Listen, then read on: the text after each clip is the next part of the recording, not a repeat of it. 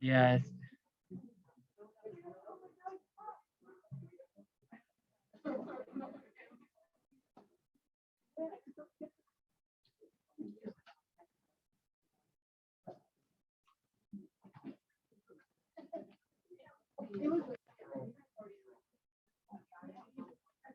Do you know how to change?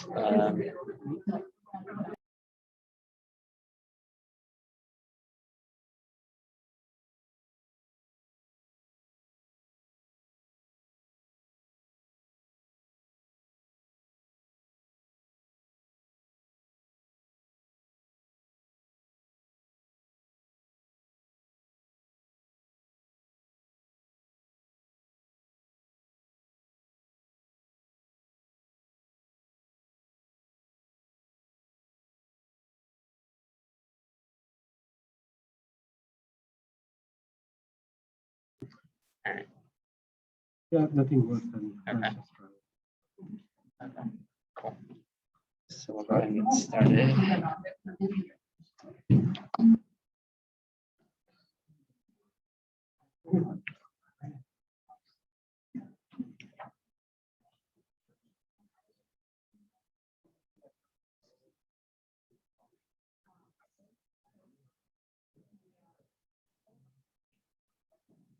Hi, good afternoon, everyone. For those who don't know me, my name is Mohammad Yaseen. I'm one of the second years nephrology critical care. So we're going to talk about two of common hospital-acquired infections, CLABSI and CAUTI. I have nothing to disclose, and I really want to say thanks to Dr. Swidrick for her wonderful input in making these slides, and Dr. Suleiman, who gave a wonderful references to go through the literature. So I would like to start through a case. Some of us might be aware of this case. This patient was here for a while. So this guy basically came with the DKA, later got worse and transferred to the ICU, developed pneumonia, septic shock, and had underlying basically HLH. Course was also complicated by acute kidney injury. So he had a dialysis catheter placed that was later changed to a tunnel catheter. So after this prolonged ICU course, he recovered from this acute sickness, was able to be discharged to a rehab place. But unfortunately, his catheter was kept at the time of discharge with the hope that this catheter can be removed outpatient. The patient came back, was admitted for 3 to 5 days for low hemoglobin, GI bleed, found to have a PE. And in this hospitalization for 5 days, 4 or 5 days, not paid any attention.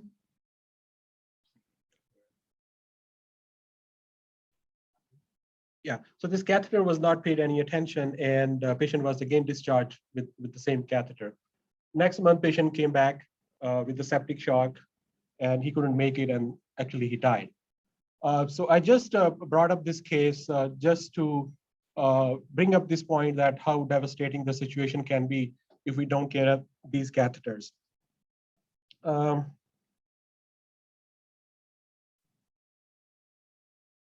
Start moving forward.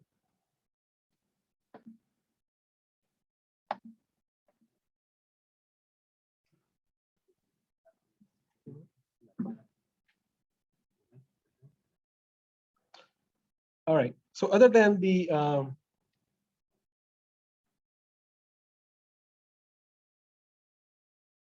so the morbidity and mortality impact, what financial impact these catheters and the urinary catheters they have on the overall the cost of the health system. As you can see, this is the data for 5 hospital-acquired infections, and total cost is about 9.8 billions. If you look at the left side of the screen, one catheter infection, if it gets complicated, it can cause up to $45,000. And the urinary tract infection can cause up to $1,000 if it does not get complicated, but it's much more if it gets complicated. On the right side, you just see the split of how much contribution is coming from each of those infections. And this is what's going on at Henry Ford. As you can see, in the just in 2021, so far we have 49 reportable cases. CMS only allows 38 cases. Any case more than that, the health system would be dinged for that, and the hospital has to pay out of the pocket. So that's just the financial impact on overall the Henry Ford health system. Now, so keeping this impacts on mortality, mobility, and the health cost, our objectives today that we're going to talk about just 2 of these infections, CLABSI and CAUTI, with special focus on what is the role of cultures in diagnosing these infections. And we'll talk about the management strategies, and we'll pay special attention how we can prevent these infections in our health system. And our approach would be, it would be a question-based approach, and that will focus on some basic definitions. We'll talk about the role of cultures in the diagnosis, and we'll also talk about overall spectrum of these catheter-associated urinary tract infections, or CLABSI, and we'll especially focus on management. And then I have a couple of scenarios to share with you. So first question is, what is the difference between CLABSI and CRBSI? CLABSI, we all know it's a central line associated bloodstream infection, and CRBSI is a catheter-related bloodstream infection. So let's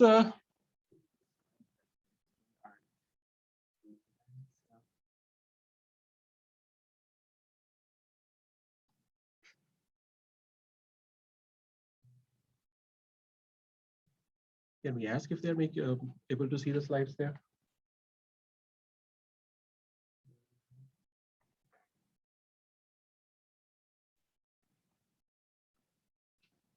Now, is everybody seeing the slides going through?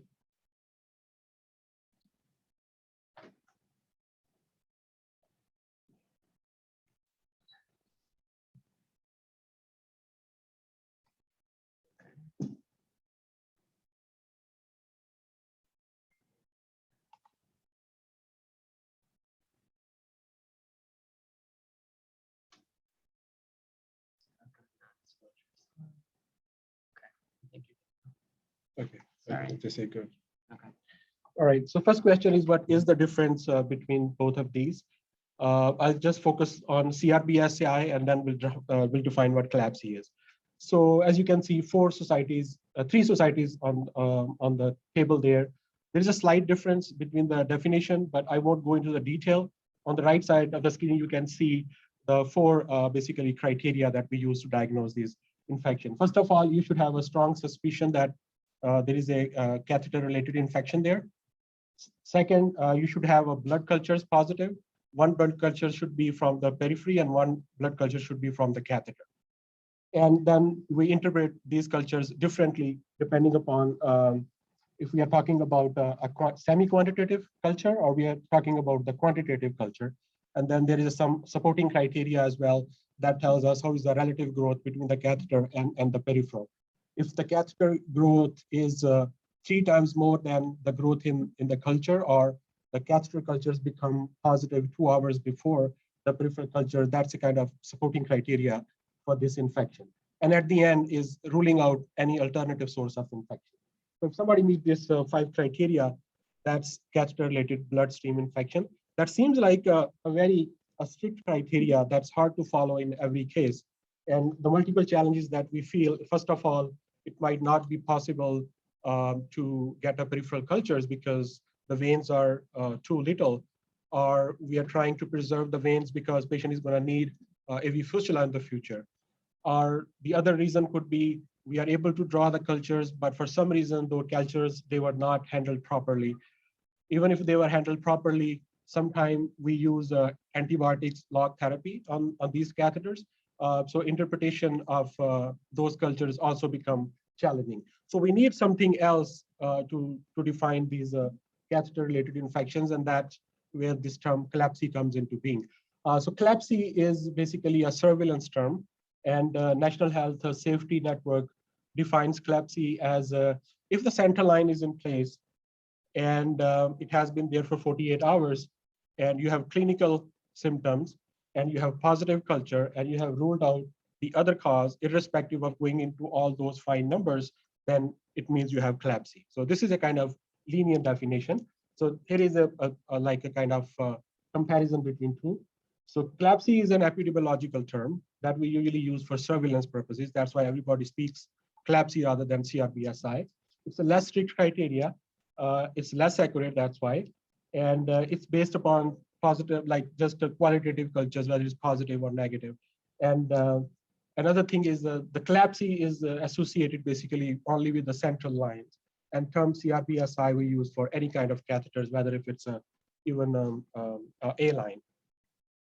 So what are different types of catheters that we use in the ICU, and what is the risk that they will become infected in the ICU? So here is there's one study that I could find. It was a systemic review of, I think, almost 200 studies. So what they calculate the incidence of these catheter-related infections in basically 2 parameters. The one parameter is the percentage. Like if you put 100 catheters, how many catheters are going to become infected. That does not take into account how long the catheter was actually in the body. So this is not a very accurate term to calculate the infection rate. On the right side, you see incidence per 1,000 catheters. That's a more reliable term to define these CLABSIs. And if we look at the numbers there, so the short-term catheters, if we compare their incidence based upon the catheter days, the short-term catheters have the incidence like 2.7. And as you can see, the other catheters, they are less. Now, if these catheters become infected, what is the mechanism behind? Because that really helps us in effectively managing these infections. So to understand that, let's just focus on a little bit on the anatomy of the catheter. So I took the example of the tunnel catheter, the tunnel dialysis catheter that we see. So this long shaft, you can see the shaft there, and then you see a small cuff there. The purpose of this cuff is to induce the fibrosis and anchor the catheter in the subcutaneous tissue. And then you see those suturing wings as well. And then you see the hub of the catheter, that you have 2 ports, and then these are the clamps that we use. So when the catheter goes inside the body, it has one skin entry side and one vein entry side, and the area between them is basically mainly a subcutaneous tissue. So you can see the exit site here, and then the cuff is usually deep in the skin, about 2 to 3 centimeters deep from the exit site. And the main stem of the catheter would be in the vessel where it's going to. So how it reaches, how the infection reaches the catheter itself. Most commonly, these are the skin organisms that can get access while at the time of insertion, or maybe the subsequent handling of the catheters. So the data says that if the infection happens within 7 days of its first use, it's most likely related to insertion technique and how much aggressive measures you take at the time of insertion. But if it happens after 1 week, then it's most likely the subsequent handling of the catheter. So skin organisms, as you can see, they are about 60% responsible for these infections. And the contaminated catheter hub, because of the later handling of this catheter, is about 12%. And sometimes these catheters become infected because of this contaminated infusion that we are using. It's very rare, but we should keep that in mind. And one sign of this contaminated infusion to be the cause of infected catheter, that you will see multiple cases in the same unit. Multiple patients might be getting the same infusion. And then the other way is hematogenous, a spread if the infection is somewhere else that can reach there, but also it's very rare. And in about 30% of the cases, we won't know what caused the catheter to become infected and what was the positive organism. So the pathogenic mechanisms behind are basically a biofilm formation and a sheath formation. What is a biofilm? Biofilm is basically an extracellular matrix that is created by the bacteria itself when it reaches the surface of the catheter. So it acts as a protective layer for those bacteria, and it really makes the antibiotics difficult to reach those catheters. That's why we have to use the intracatheter antibiotics as well. And this biofilm, it also increases the virulence of those bacteria or whatever organism it is, and it causes the increased resistance as well. And sometimes the development of ESBL, all that is related somehow to this biofilm. And next is a fibrin sheath. What fibrin sheath is, it's a fibrin is a kind of misnomer, but it's a combination of fibrin, some clot, and some endothelial cells over there, some collagen over there. This is basically a reaction of the subcutaneous tissue to the catheter itself. How it happens that as soon as the catheter is inserted into the subcutaneous tissue, so that all that process start. If you take my sleeve as a fibrin sheath and my elbow is a kind of hub of the catheter, so what happens that when the catheter is advanced, it keeps forming and it slowly covers the whole catheter until the tip of the catheter is also included. That's why this fibrin sheath sometimes causes the malfunction of the catheters as well. So keep that pathogenic mechanism in mind as well when we are treating these infections, because sometimes these infections are hard to deal with, and one of the reasons could be that fibrin sheath has been infected to an extent that there is no other way other than to remove the catheter. And sometimes even if you remove the catheter, these fibrin sheaths, they just give persistent infection over there, and then fibrin sheath has to come out. Okay, so what are the risk factors? There are some patient-related factors. As you can see on the left side of your screen, prior catheter-related bloodstream infection is the most important risk factor, followed by the length of the catheter, and then the other factors came into being like diabetes and hypertension. Immune status, immunocompromised status is not, surprisingly not itself, it itself does not increase the incidence of these infections, but if a catheter become infected, then the complications are more severe in these patients. And then the other factors are catheter-related, and of course the length of the catheter is like for how long it stayed in the body is the major risk factor, followed by the insertion technique and catheter handling. Is the site of catheter plays role in causing CLABSI? The straightforward answer is yes, but what does the literature say about that? So this was a meta-analysis that compared 3 sites, IJ, subclavian, and femoral veins. As you can see on the right side of your screen, the femoral, they have the highest risk of infection as well as colonization. As far as the infection risk is concerned, IJ and subclavian, they were basically the same. But the IJs, they have more risk of colonization. So this article basically favored subclavian catheterization over IJ if possible. But the common reason why we prefer IJ over subclavian is basically it has a more risk of mechanical complications as compared to the IJ vein. So that's why the risk of infection and the risk of complications, that makes IJ preferable. So what should be our approach to diagnose these infections? So clinical suspicion, optimal draw of the culture, and exclude other source of infection. So these are 3 steps that we would use. As far as the clinical features are concerned, fever is the most common feature. Fever and chills, as you can see, about 60 to 80%. Exit site infection is not a sensitive indicator of catheter infections. Sometimes we say, oh, patient has a fever, but exit site look okay. So doesn't seem like, but number says that no, there is a possibility that catheter can still be infected. We also need to know what complications have happened because of these catheters, because this decision helps us in overall management of the catheter. When we have a bloodstream infection and we assume it's a catheter-related, next question is it complicated or is it uncomplicated? Complicated means if a remote infection have happened somewhere like osteomyelitis or septic arthritis or another abscess somewhere, a patient has septic shock. If none of those complications are present, then we say that this is uncomplicated. We also be aware of the local site complications like exit site infection. As you can see on the screen here, if this is a skin entry site, if the infection is limited within 2 centimeters of your exit site, that's an exit site infection. If it goes beyond that, that's your tunnel infection, as you can see over here.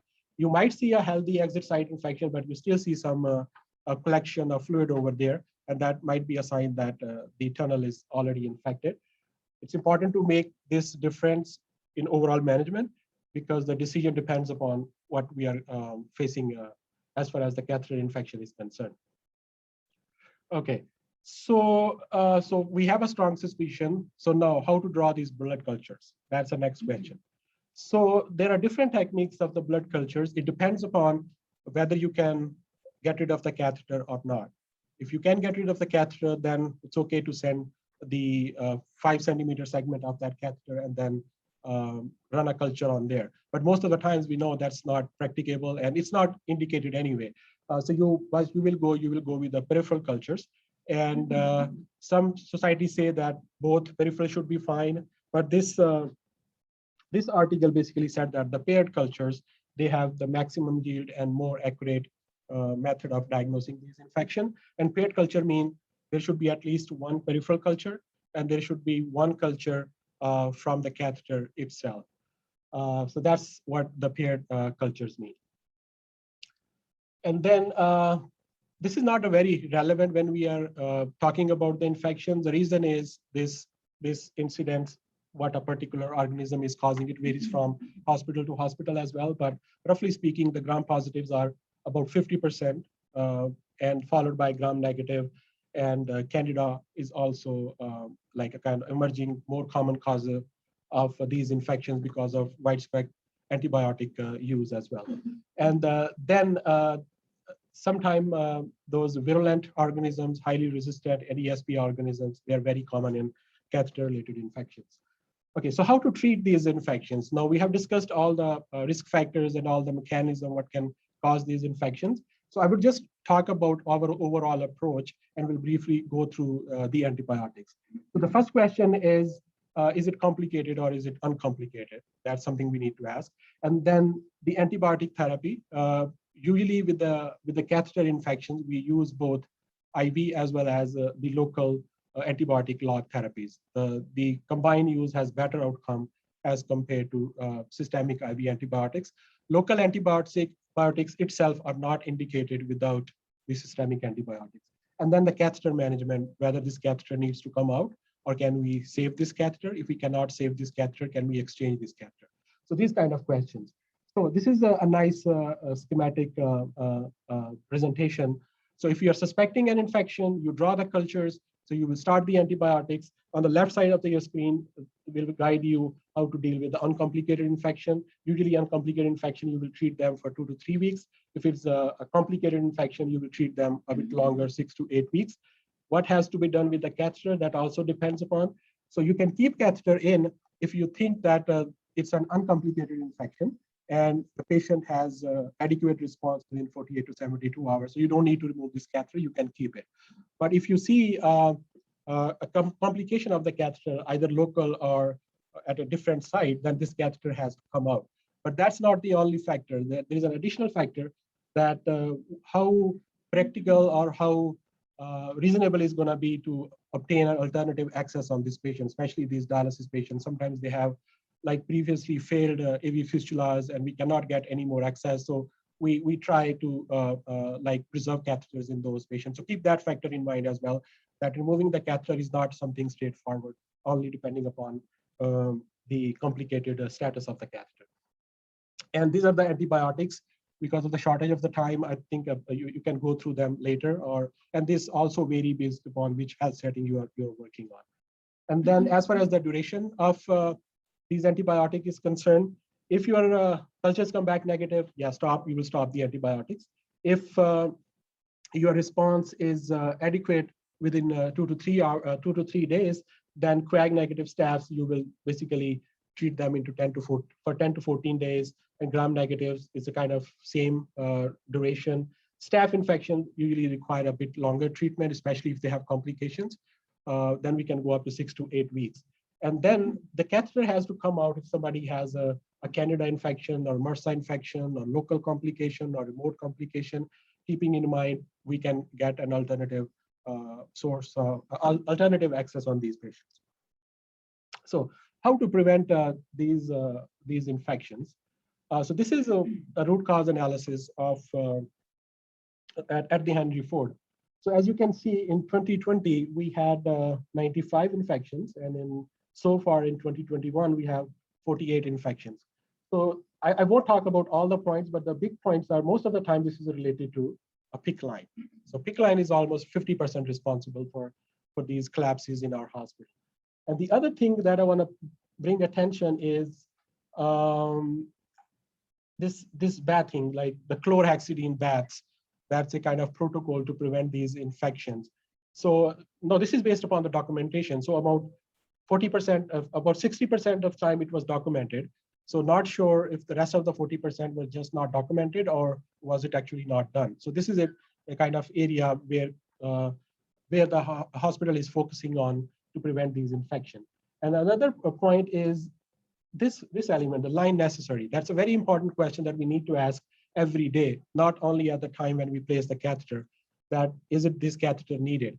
So about 70% of this question was addressed, but in 30% of the cases, this question still goes unaddressed. So that's another area where this CLABSI the rate can be reduced.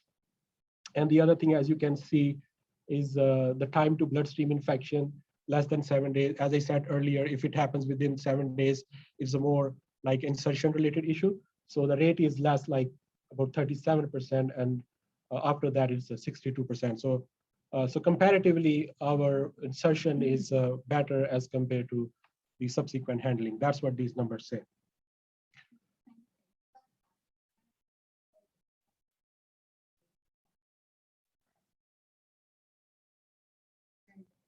Yes, yes.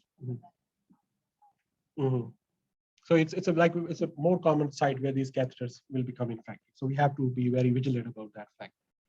Okay, so this is the tiered approach, how we prevent these catheters infections. On the top 5 boxes, that's a tier 1 approach, and the bottom 5 boxes, these are the tier 2 approach. Tier 1 approach is, number one is this catheter needed? This question should be asked every day. That's a part of the tiered approach. And if somebody does not have any of these indications for a central line or a PICC line, that catheter needs to come out. Number 2 is insertion bundle. Do we take all the precautions that have been mentioned in the evidence-based insertion bundle? That includes optimal site selection, we talked already, maximum sterile precaution using chlorhexidines, and the daily dressings that we use, they should also be chlorhexidinated impregnated. So that's the insertion bundle. And then next you have evidence-based maintenance bundle. Every time somebody removes the dressing, do they take all these precautions to prevent these infections? So that's a tier 1 approach. Tier 2 approach is mostly at the administrative level, our multidisciplinary rounds to pay special attention, and then audits, weekly, monthly, whatever those are, and then communication between the physicians and the higher authorities about these incidents of infections. And finally, root cause analysis. These are the tier 2 approaches. So that's the hospital policies to deal with the central line infections. There are a couple of other the evidence-based approaches as well. Number one, sometimes we, especially on the dialysis catheters, we use these special stoppers which are coated with chlorhexidine. So these are the special stoppers that we use to deal with these infections. And the antibiotic lock therapy for its role in prevention is also there. So the survival of the catheter and rate of infection basically decreases, and survival increases because of the prophylactic antibiotic lock therapy. So these are also indicated. So here is a very simple scenario, but sometimes we just get scared because nobody have discussed this thing with us. ESRD patient had a catheter 2 weeks ago that was a tunnel catheter. Now came to you because he has a pulmonary edema and need a dialysis catheter. Somebody opened the dressing and found there are stitches there. So please remove these stitches, because don't be scared that, oh, these stitches are like basically anchoring the catheter, and if I remove it, the catheter is just going to fall out. Keep in mind, it's 2 weeks already. The catheter is already stuck because of that the cuff that it has. So this is a very kind of situation that we usually don't pay attention, but if we have, then we a bit hesitant.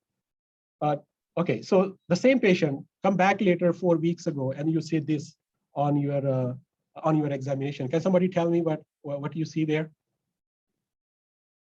Cuff, right? So you see the exposed cuff over there.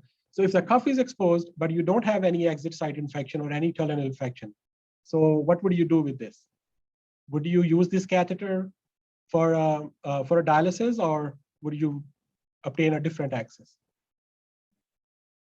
Yeah, use this, but do not do one thing. Don't push this catheter into the tunnel. That's the main thing. Okay. All right, so a little break. You can say hi to the person sitting beside you. So I think it was a busy talk. So, all right. So the next is catheter-associated urinary tract infection. We call them CAUTI. So some introductory points about this. Out of those 5 hospital-acquired infections that I mentioned, UTI is relatively more common than the others, about 40%.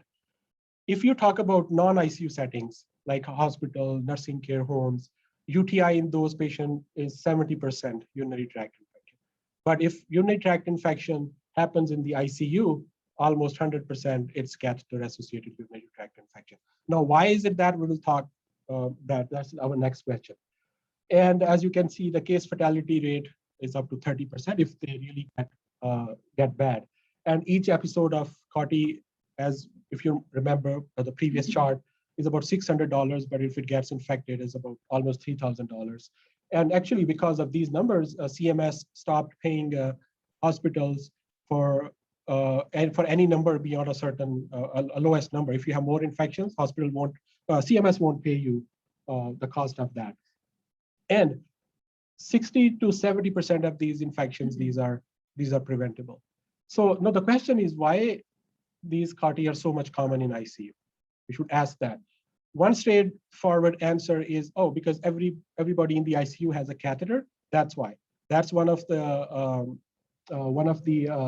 reason, but that's just the tip of the iceberg. If you look at the next 4 points, the surveillance definition by the National Health and Safety Network, that's also, there is a little bit fault there that we need to understand as a provider when we deal with these patients. I'll explain that. And then inappropriate urine cultures that are ordered. This is a very important cause as well. And then failure to appreciate the limitations of what we see on the urine. So there are some limitations about what we see, and then we just jump on getting the cultures and they come positive, and then we label them as a CAUTI.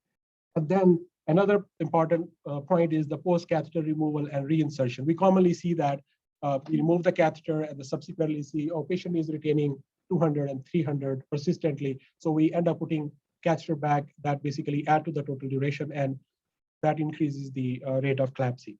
So the first point, I mentioned that why the catheters are more common, and first reason is the definition that we use as a clinician and the definition that is used by the National Health Safety Network. National Health Safety Network does not bring into account whether you have an alternative source of infection or not. Example, if somebody has a fever, there's a pneumonia going on as well. You saw on the UA that they're showing some pyuria there, so you will end up ordering the culture. Of course, the culture is going to come back positive, most likely, and then irrespective of whether you call it a CAUTI or not, the CMS will go through the chart and they will find that this patient has a CAUTI, and then they won't pay you for this. So that's number one reason. Number two,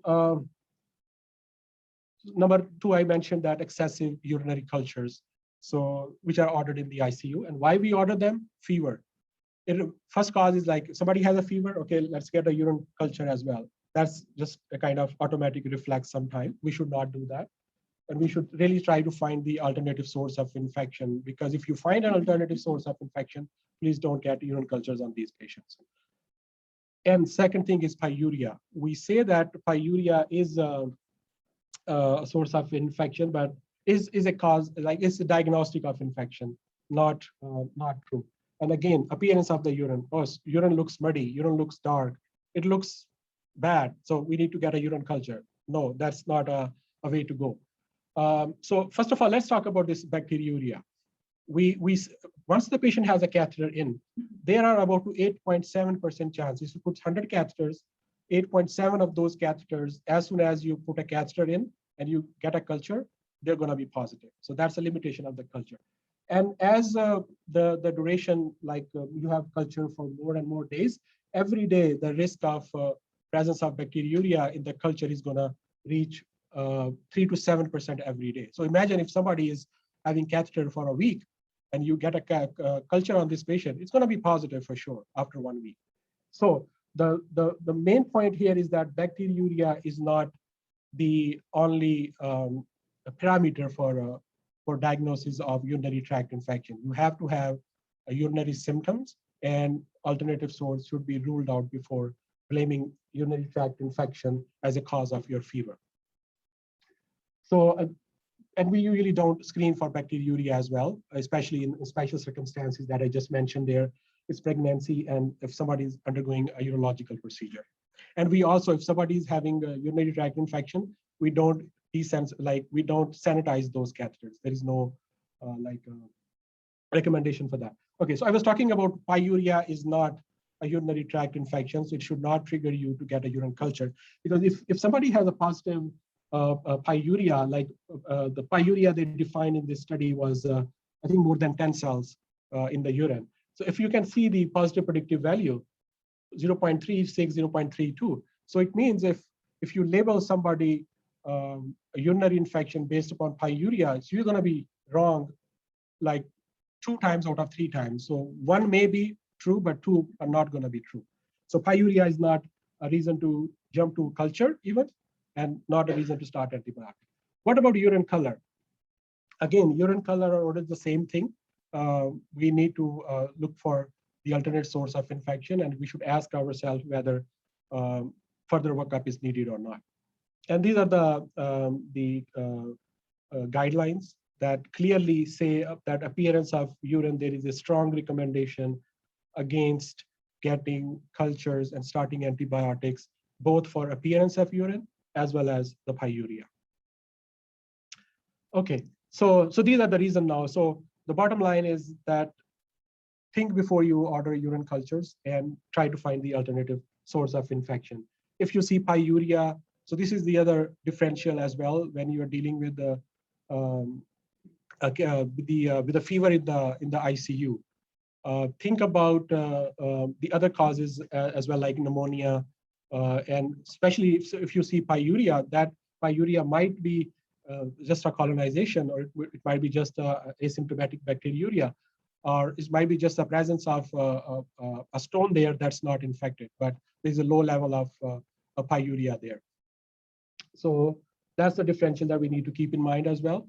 And signs and symptoms, we already, every one of us is aware of that. I won't go much into that detail because of the limitation of the time. Risk factors, modifiable risk factors are duration is the most important risk factor that we need to be aware of. And then non-adherence to the aseptic catheter techniques and their monitoring, and low professional training, and catheter insertion outside the operating room. So these are just the modifiable and non-modifiable risk factors. Pathogenesis, again, I won't go much into the detail for that, but just the sources of infection are most likely the gram-negative bacteria. They are more likely responsible for these, and the source of infection could be at the site of insertion, or at a time of insertion or later handling.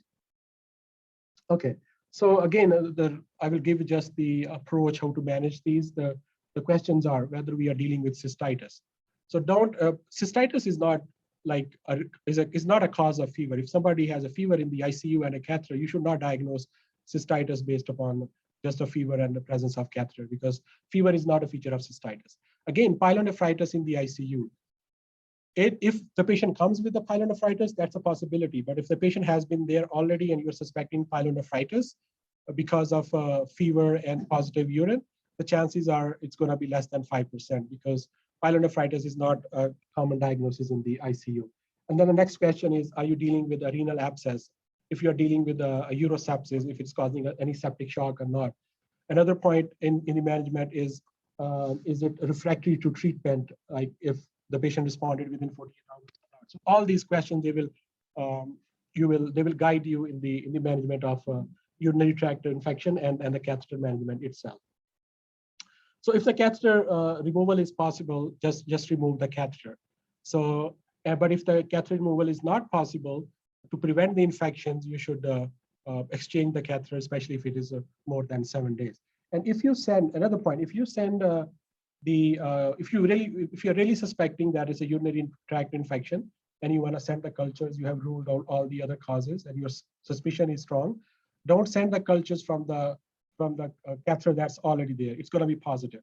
So remove the catheter, either obtain midstream urine if the patient is able to void, but if not, and you want to place a new catheter, and then get the urine cultures from the new. So that's another point.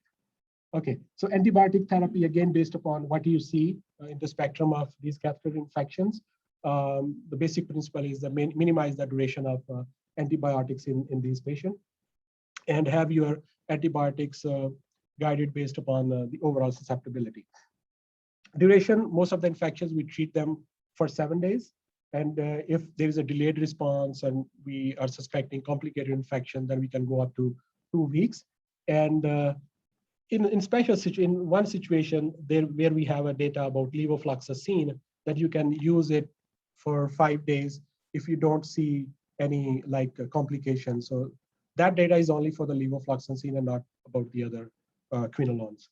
And then 3-day treatment of catheter-associated urinary tract infection. I think it's very, very, very rare in the ICU setting just to see that simple urinary infection that you see, you treat for 3 days. Okay, so catheter management, how do we manage these catheters? Like if somebody has a infected catheter, does this catheter need to come off or it should stay?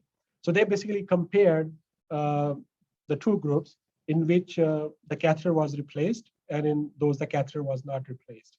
So the outcome was better in patients in which the catheter was replaced. They have a shorter time to recovery from their infection, and then they have low rate of subsequent infections at day 28. So catheter can be exchanged, especially if it's more than 1 week old. Okay, so now these are just about the prevention of these catheter-associated urinary infections. So first thing is avoid insertion if we can, then try to remove it as soon as possible. And if we have alternative, like you can use the PureWick in females or use the external catheters, you can use that if your goal is just eyes and nose. And then be very careful about the aseptic techniques that we keep in mind while we are handling these catheters. Okay, so again, this is again a root cause analysis for catheter-associated urinary infections at Henry Ford.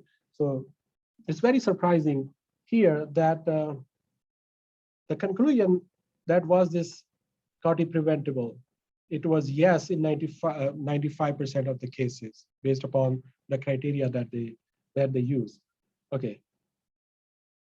The next point is patient had fever. 80% in 2019 and 75% 2020. Okay, so it means that was the main reason for getting the CLABSI overdiagnosed. And then was another source of fever present? Yes, in 100% of the people, another source of infection was present. So these are very kind of alarming numbers, and we should keep that in mind when we are dealing with these catheter-related infections. So just the take-home points regarding the catheter-associated UTIs is more over-reported in ICUs because of the inappropriate cultures that we send and the wrong interpretation of those cultures. And fever is the most common cause we send the cultures for. And positive urine culture does not mean somebody has urinary tract infection. We need to have the symptoms. And pyuria and urine infections, they itself do not indicate somebody has a urinary infection. As far as the CLABSI, duration of catheter is the single most and the most important, I would say, a risk factor. And we should address these catheters every day. CLABSI in the first week is more likely related to the insertion technique. After that, it's more the handling. And then biofilm and fibrin sheath are the basic mechanisms or pathogenesis that make these catheter infections refractory to treatment sometimes. That's all I have. And if somebody has any question, thank you so much.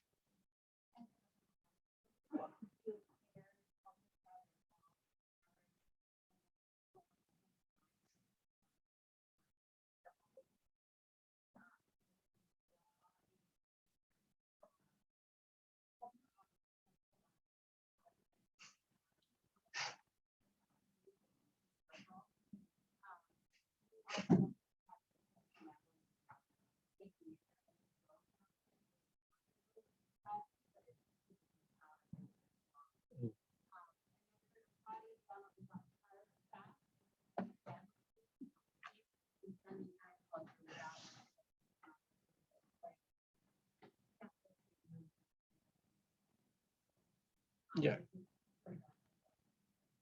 Yeah. So here at Henry Ford, you won't be able to send cultures anyway. It's just like when you are out of the Henry Ford systems.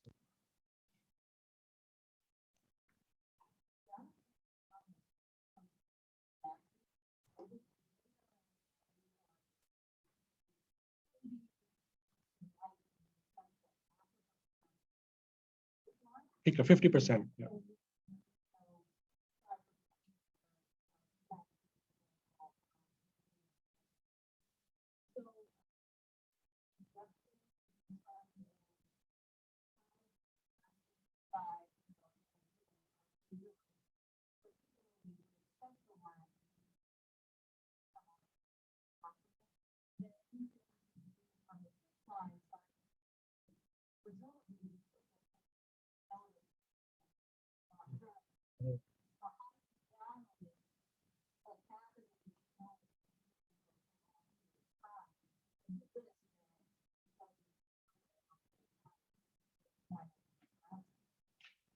Yeah, so vigilance for sure. And the other measures that we as an like provider can do, we already talked about. There's another thing that that is coming, and I'm not sure how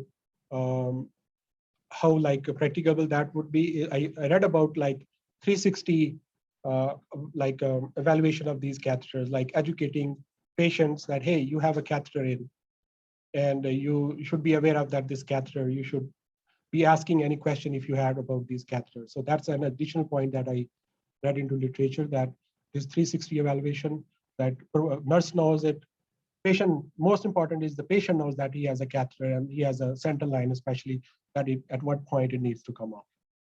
So that's another point that I read, but I didn't mention. But I didn't find any numbers if it has been like implemented at somewhere or.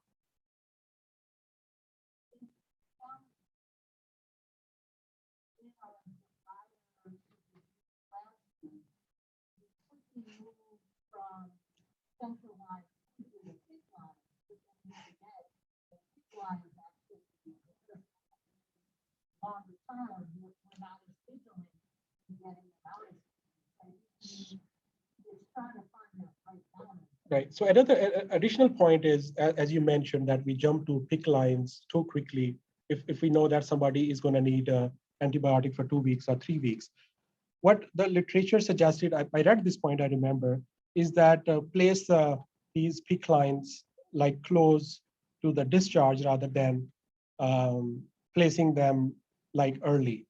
No, that you can argue that that point would be just to increase your central line associated infections, but not the PICC, the kind of strategy to reduce your number on the short-term catheter wise, but at the same time you're putting it more on a PICC line. But that was the one point that I found. No, I'm saying short-term catheters and PICC.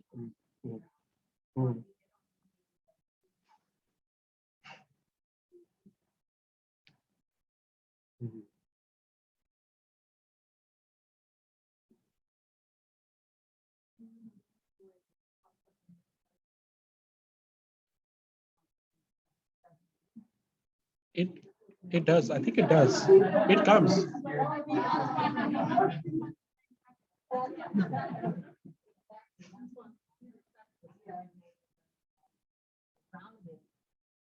But it's to your point, right? We don't have any, we don't have visual prompts that prompts in our electronic that says, hey, this line, you know, we don't have anything that helps us surveil all of the patients.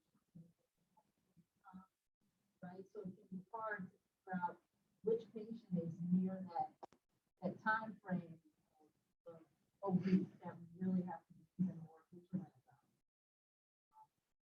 Yeah, I think vigilance is the main thing. The patient that I described in the scenario in the beginning, I think over there, patient stayed in the hospital for 3-4 days and nobody addressed the infection. I presented that case in M&M, so we discussed a lot of points there. And then if the patient had known that what is the significance of this catheter, maybe the patient would have addressed that and it would have come into somebody's attention and catheter would have been out and outcome would have been different. So that's where that the patient awareness came into practice as well.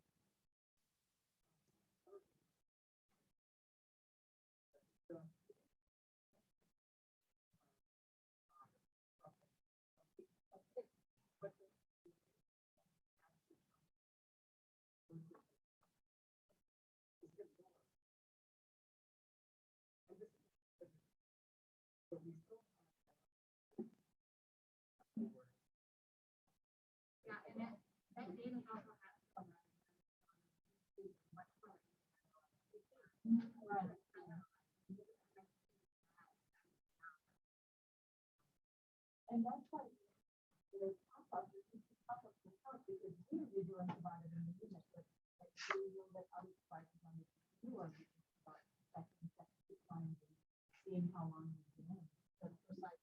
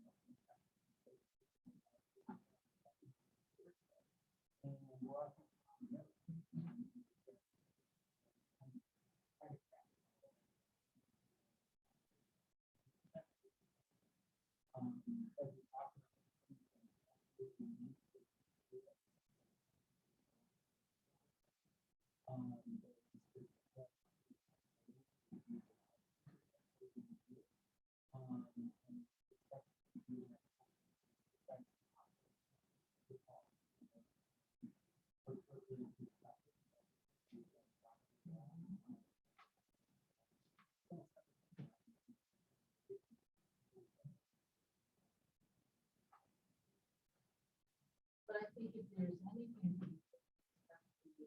thinking about the CLABSI part, I think what is important to remember is that your sterile technique that you all are using works, right? Because you're seeing that these lines, for the most part, are not getting infected very quickly after insertion. So your technique is something that you always have to remember, and something that you continue to do and teach your residents, supervising as well, because that's an essential piece.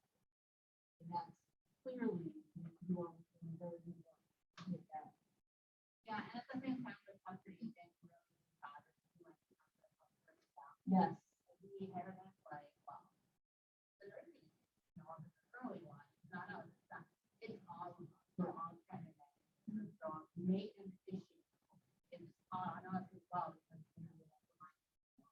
so this has to be marked as not a nurse provider.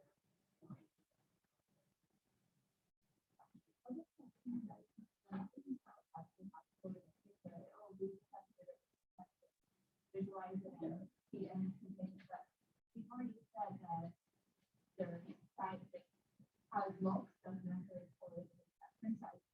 So don't see any of this coming. We have this central active has like temporary catheters or central venous catheters. We change them, but keep the big one. Yeah, I also keep the 15 has I thought only with that really good system one. So you can the best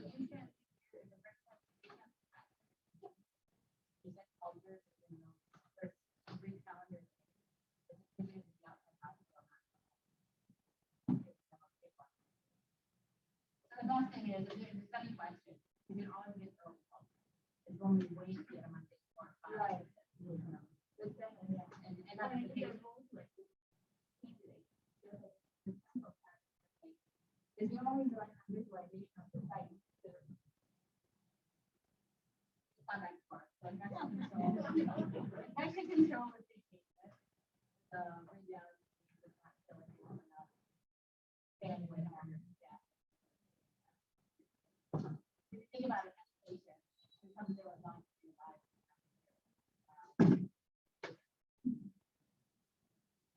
Right?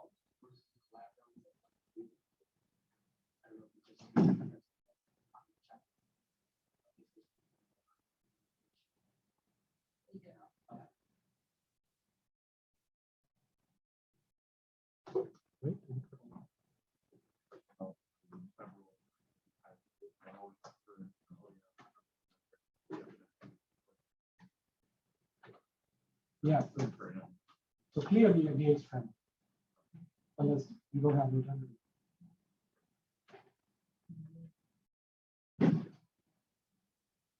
All right, I think we are over time, so thank you so much.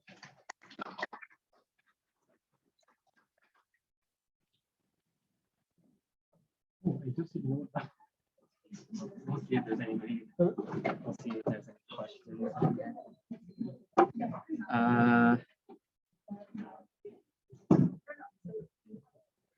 Sure.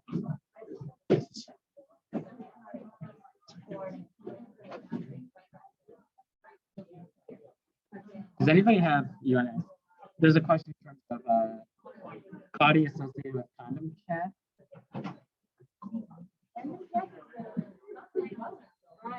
I don't know. That's what I'm trying to. Yeah, there is something there, but that's a fact there. Sometimes.